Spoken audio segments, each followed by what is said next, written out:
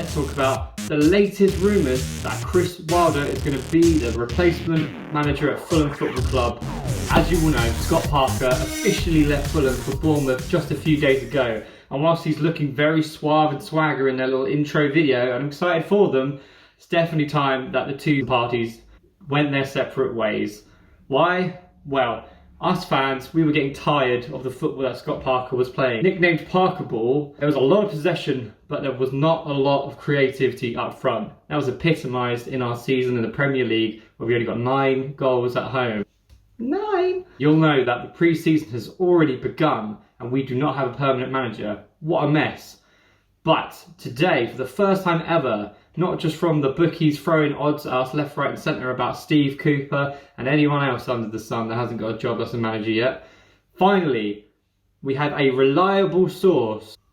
We have a source that is telling us some concrete information. TalkSport have released that news that Chris Wilder is lining up to be the next Fulham manager. How do we feel about that? Put that in the comments below and let's talk about it.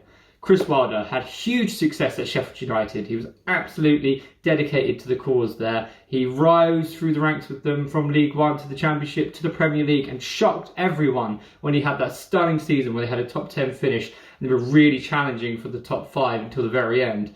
Very exciting. I think what we need at Fulham is a calm, experienced manager who says it as it is. And as much as I love the suits from Scott Parker and the fact that he looks like an absolute model, I would much prefer to have the smart brain.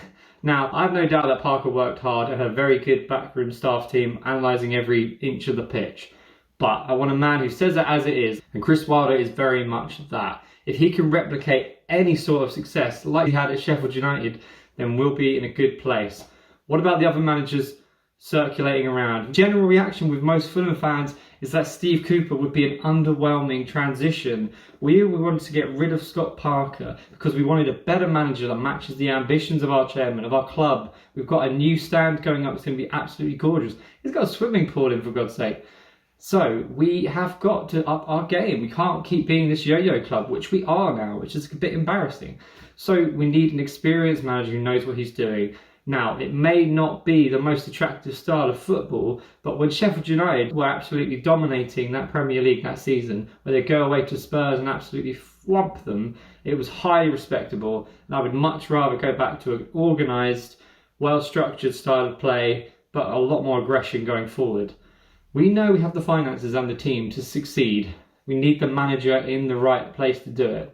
Other rumours, there were some good names. I'm okay with Slaven Bilic. He would be good, you know. Great job with West Brom when they went up automatically. Not brilliant success in the Premier League, but I like his attitude. It talks about Frank Lampard and John Terry. I think John Terry would be absolutely awful, and you don't really want a Chelsea man in the Fulham seat. Come on. Frank Lampard, good success at Derby.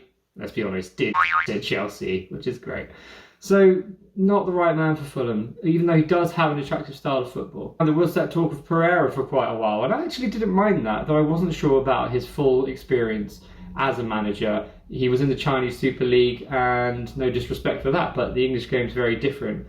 I know he had a very good working relationship with Slav, so I wouldn't mind seeing him in the hot seat, but I'm totally okay with Chris Wilder taking over at Fulham. I don't want Steve Cooper personally, even though he's worked with the England youth team and he'll be bringing the young players through. And he did, you know, fairly well with Swansea. It's just, we need something more than that, I think. But who knows, where's it going to go? It's not like our owners are likely to balls up any talks with managers, is it?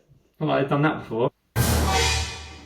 Who do you want in the hot seat? Let's hope that these rumours are true, whatever TalkSport sources are.